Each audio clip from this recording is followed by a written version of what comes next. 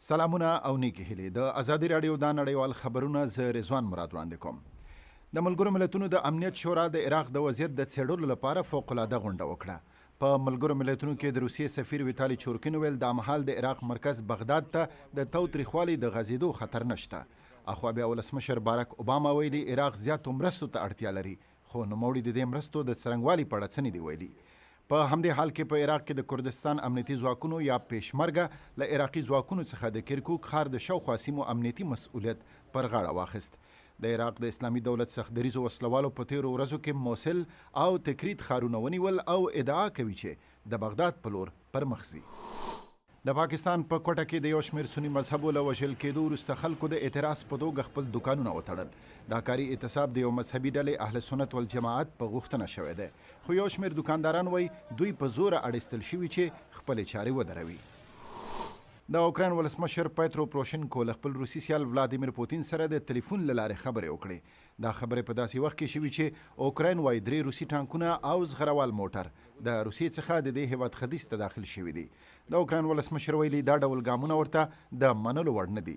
له بلې خوا روسیې د اوکراین د شخړې د هواري لپاره د ملګرو ملتونو امنیت شورا ته د یو پریکړه لیک مسوده وړاندې کړې ده. په ملګرو ملتونو کې د روسیې استازي ویل د پریکړه لیک دا مسوده په اوکراین کې د روان تاوتریخوالي د ختمولو او د شخړې د هواري لپاره د لارې د هغې نقشې د تطبیق لپاره ده چې د اروپا د امنیت او همکارۍ شورا پیشنهاد کړی ده. د بلاروس ولسمشر الکساندر لوکاشینکو له سربي مقاماتو سره د کتنې لپاره د هیواد ته سفر وکړ. د سربستان ولسمشر تیموسلاف له لوکاشینکو څخه هرکلی وکړ. دواړو مشرانو یو شمېر اقتصادي او سیاسي موافقتنامې هم لاسلیک کړې. او د فوټبال د 20 نړیوال جام سیالۍ په برازیل کې په خاصو مراسمو سره افتتاح شوې. د برازیل او کروشیا تر مسابقې وړاندې 3 کسانو په ساو پاولو میدان کې د سولې د پیغام په ترڅ کې کوترې خوشې کړې. د دې مسابقو په لومړۍ لوبه کې کوربه برازیل کروشیا ته د 1 په مقابل کې په 3 ګولونو سره ماته ورکړه. تمه ده چې نن به مکسیکو له کامرون، هالند له هسپانیا او چیلي له استرالیا سره لوبه ترسره کړي. دوستانو دا او نور خبرونه د ازادي راډیو پر ویب پاڼه azadiراډیو.com هم لیدلی شئ. د الله پامان.